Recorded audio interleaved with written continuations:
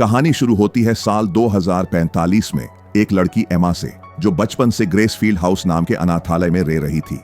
इस अनाथालय को एक महिला चलाती है जिसे सब मामा कहते हैं।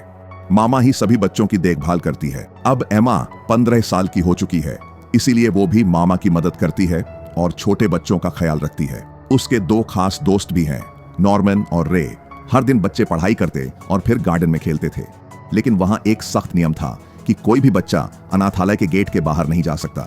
सभी बच्चों की गर्दन पर नंबर का टैटू होता है जो उनकी पहचान होती है। 16 साल की उम्र पूरी होने के बाद बच्चों को वहां से भेज दिया जाता है। कभी कभी कोई छोटा बच्चा गोद ले लिया जाता है और आज छोटी कॉनी की बारी थी। सब लोग कॉनी को प्यार से अलविदा कहते हैं। बाहर की दुनिया देखने के लिए उत्साहित एमा और नॉर्मन एक दूसरे को चिट्ठियां लिखने का वादा करते हैं। जब हॉल खाली होता है तो एमा देखती है कि कॉनी अपना पसंदीदा खिलौना, एक खरगोश, भूल गई है। रे उससे बोलता है कि गेट की लाइट अभी भी जल रही है और अगर एमा जल्दी भागे तो समय पर जाकर वो खिलौना कॉनी को दे सकती है। नॉर्मन मना करता है क्योंकि रात में बाहर जाना मना है, लेकिन एमा की उदासी देखकर वो मान जाता है। एमा और नॉर्मन भागते हुए गेट तक पहुंचते हैं। वहां सब सुनसान था, सिर्फ एक ट्रक खड़ा था। एमा पर्दा हटाकर झांकती है और जो वो देखती है उसे देखकर इतनी चौंक जाती है कि उसके हाथ से खरगोश गिर जाता है। नॉर्मन उसके पास आता है और ट्रक के पीछे कॉनी को बेहोश पड़े देखकर घबरा जाता है। उसके सीने से एक अजीब सा फूल निकला हुआ होता है। इतने में उन्हें कुछ आवाजें सुनाई देती हैं और वो दोनों डर कर ट्रक के नीचे छिप जाते हैं। तभी उनके सामने जमीन पर एक बहुत बड़ा पंजा पड़ता है। वो देखते हैं कि वहां भयानक राक्षस खड़े थे जो अनाथालय को एक तरह का फार्म कहते हैं और बच्चों को खाना समझते हैं। तभी मामा वहां आती है। एमा ये देखकर टूट जाती है कि मामा बच्चों को राक्षसों को बेच रही है। तभी एक राक्षस ट्रक के नीचे कुछ सूंघता है, लेकिन वहां सिर्फ कॉनी का खिलौना होता है। एमा और नॉर्मन तब तक भाग चुके होते हैं। अगले दिन एमा मुस्कुराने की कोशिश करती है, लेकिन अंदर से डर और गुस्से से भरी होती है। अब उसे सच्चाई समझ में आने लगी है। ये जगह कोई घर नहीं, बल्कि एक मौत का घर है। अब एम्मा को सख्त नियमों की असली वजह समझ आ चुकी थी। उस रात के बाद एम्मा और नॉर्मन पहली बार गार्डन पार करते हैं, लेकिन सामने ऊंची दीवार देखकर निराश हो जाते हैं। अब वे तय करते हैं कि राक्षसों के लौटने से पहले अनाथालय से भागना होगा, लेकिन वे किसी बच्चे को पीछे छोड़ना नहीं चाहते। उन्हें यह भी नहीं पता कि सबको कैसे बाहर ले जाएंगे। नॉर्मन फैसला करता है कि जब तक कोई पक्का प्लान न बन जाए तब तक किसी और को सच नहीं बताएंगे। उसी समय अचानक बगीचे में शोर मचता है। एक लड़की रो रही होती है क्योंकि उसकी दोस्त जंगल में कई खो गई थी। मामा बिना घबराए एक अजीब सी मशीन जैसी चीज निकालती है और सीधा जंगल में चली जाती है। थोड़ी देर में वो उस खोई हुई लड़की को गोद में उठाकर वापस ले आती है।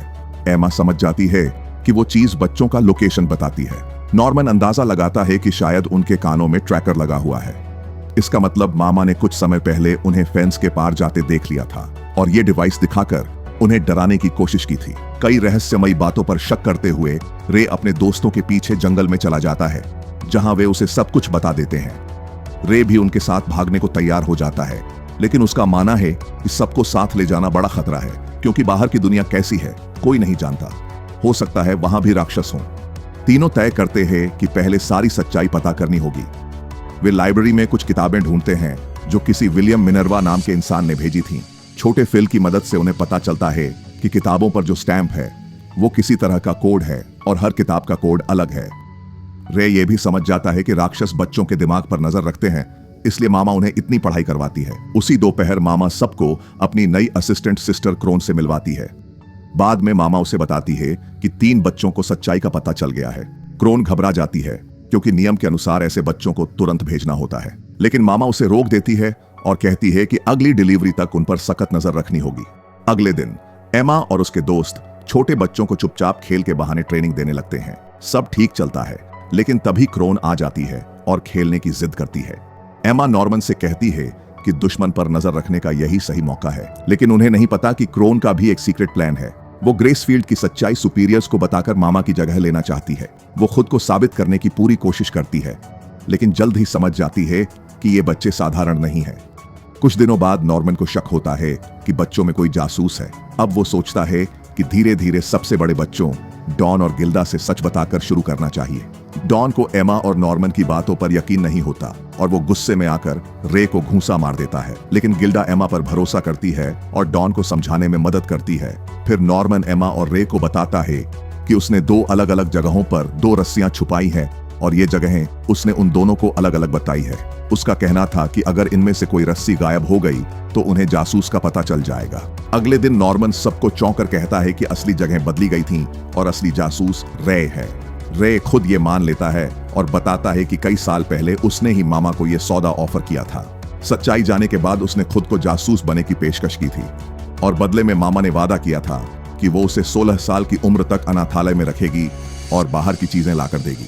सबको गुस्सा आता है, लेकिन नॉर्मन ध्यान देता है कि असली रस्सी अभी भी वहीं थी, सिर्फ बदली गई थी। इसका मतलब है कि रे ने मामा को सब कुछ नहीं बताया। रे कहता है कि अब उसने मन बदल लिया है क्योंकि उसे अपने दोस्तों से लगाव हो गया है। वो बताता है कि ये सब पहले से ही उसका डबल एजेंट बनने का प्लान था। उसने खुद कॉनी का खिलौना चुराया था ताकि बाकी लोग सच्चाई जान सकें। वो ये भी कहता है कि उसने कानों में लगे ट्रैकर देखे हैं और उसे पता है कि उन्हें कैसे बंद करना है। एमा ये सब सुनकर अपने दोस्त को माफ कर देती है और उसकी तकलीफ समझती है।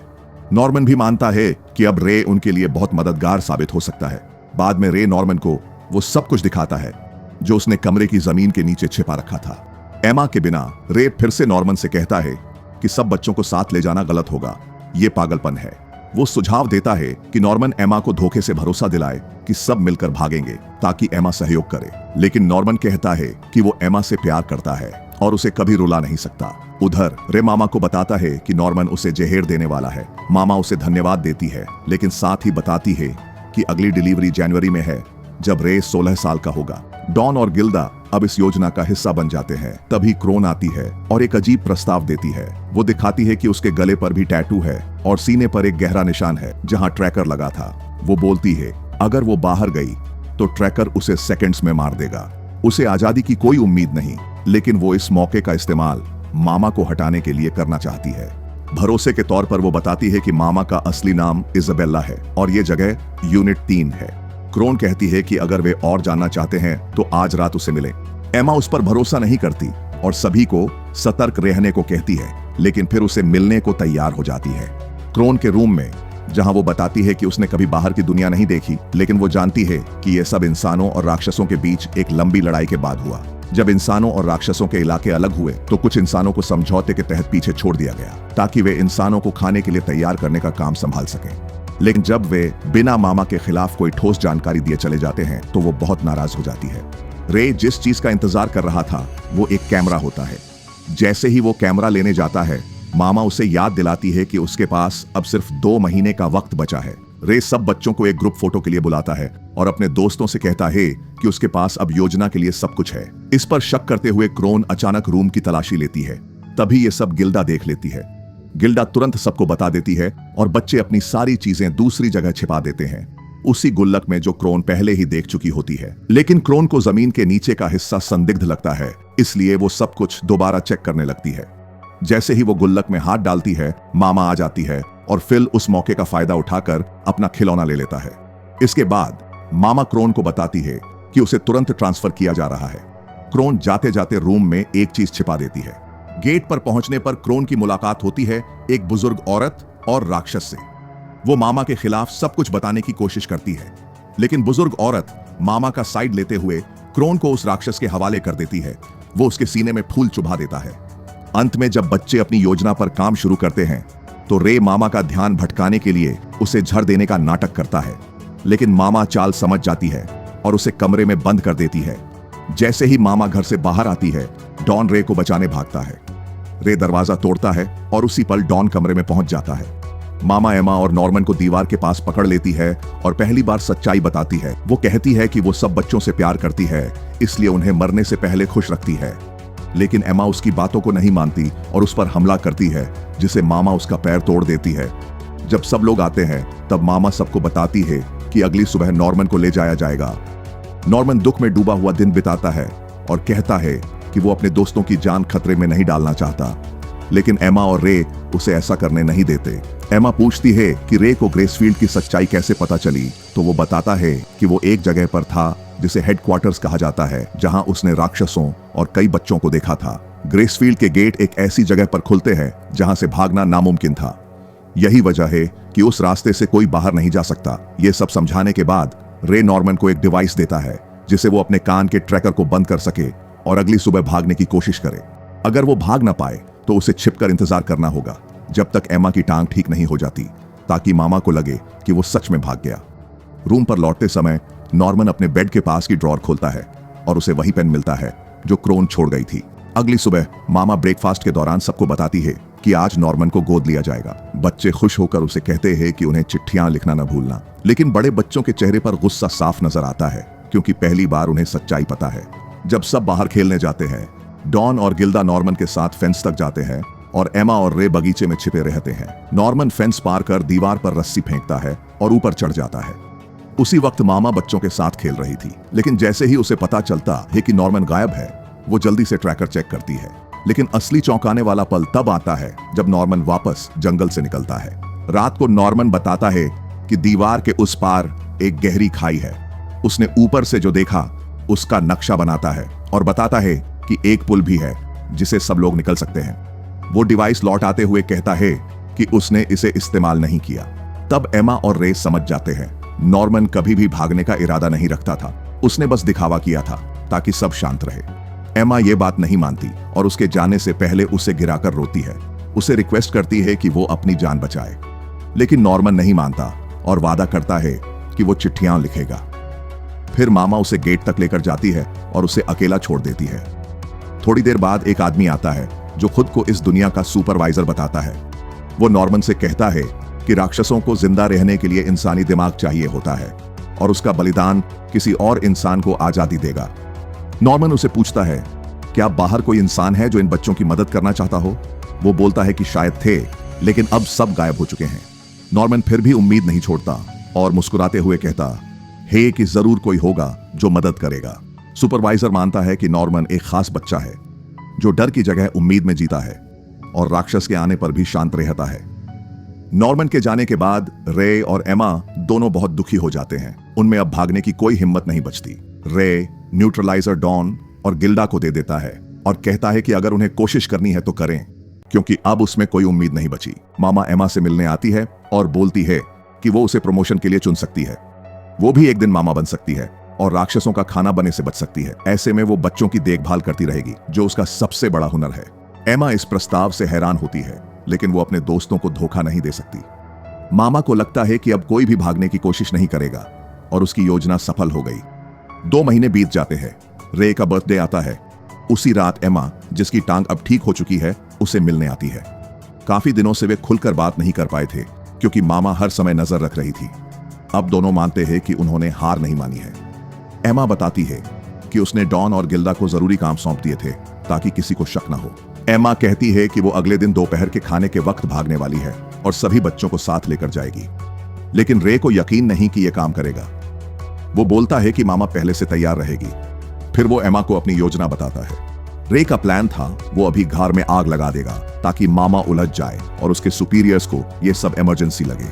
वो एमा को ये सब बताते हुए पूरे डाइनिंग हॉल में पेट्रोल फैला देता है। आखिर में वो अपने ऊपर भी पेट्रोल डाल लेता है। रे माचिस जलाने ही वाला होता है और बाहर से आग लगती दिखती है। थोड़ी देर में अलार्म बजता है। मामा भाग कर आती है और ट्रैकर में देखती है कि रे आग के बीच में है। वो घबरा जाती है। बच्चे अपने कमरों से डरते हुए नीचे उतरते हैं। मामा गिल्डा से बोलती है वो बच्चों को बाहर ले जाए और खुद आग बुझाने का सामान ढूंढने जाती है, लेकिन आग बहुत फैल चुकी होती है। मामा चाहकर भी उसे अकेले नहीं बुझा पाती। फिर वो एमा को ढूंढने लगती है, लेकिन एमा गायब हो चुकी होती है। तब मामा को समझ आता है कि बच्चे पजामा में नहीं थे, जैसे उन्हें पहले से सब पता था। उधर सभी बच्चे अब तक जंगल में पहुंच चुके थे, जहां डॉन और गिल्डा ने सबके बैग छिपा रखे थे। रे भी उन बच्चों के साथ होता है। कुछ समय पहले एमा ने माचिस गिरने से पहले ही उसे बुझा दिया था। फिर उसने सभी बच्चों को बुलाकर एक नकली पुतला बनाया ताकि रे की जगह उसमें ट्रैकर लगाया जा सके और मामा को धोखा दिया जा सके। सबसे मुश्किल काम था रे के कान से ट्रैकर निकालना, लेकिन यही सबसे जरूरी था। जैसे ही सभी बच्चे दीवार की ओर दौड़ते हैं, एमा रे को बताती है कि पिछले 2 महीनों में क्या हुआ था। नॉर्मन ने गैस के डिब्बे देखकर पहले ही अंदाजा लगा लिया था कि रे आग लगाकर मामा को भटकाने की कोशिश करेगा। इसलिए उसने एमा को एक चिट्ठी छोड़ी थी जिसमें सारी जानकारी और प्लान लिखा था। बाहर से दुखी दिखने वाली एमा ने इस दौरान डॉन और गिल्डा के जरिए बाकी बच्चों को धीरे धीरे सब कुछ बताया और सबको तैयार किया। बहुत छोटे बच्चों को पीछे छोड़ दिया गया था, लेकिन एमा ने फिल को जिम्मेदारी दी थी कि वो उन्हें संभालेगा और जैसे जैसे वे बड़े होंगे वे फिर आकर उन्हें भी बचाएंगे।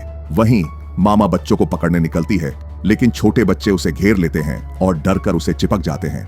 मामा उन्हें हटाने की कोशिश करती है तो वो अपने सीनियर अधिकारियों को बगावत की सूचना देती है और मदद मंगवाती है। इधर बच्चे दीवार के ऊपर पहुंच चुके थे। एमा को हैरानी होती है कि हेडक्वार्टर का अलार्म जल्दी बज गया, लेकिन उसके पास एक आखिरी चाल बाकी थी। वो अब रे को बताती है कि वे ब्रिज की ओर नहीं जा रहे हैं क्योंकि दुश्मन वहीं पर उनकी प्रतीक्षा कर रहे होंगे। नॉर्मन ने चिट्ठी में एक ऐसा पॉइंट बताया था जहां खाई सबसे पतली है। डॉन वहीं पर रस्सी फेंकर रास्ता बनाता है। सब एक एक कर रस्सी से पार जाने लगते हैं। एमा सबसे आखिर में जाती है। तब तक मामा दीवार पर आ जाती है और एमा को रोकने की कोशिश करती है।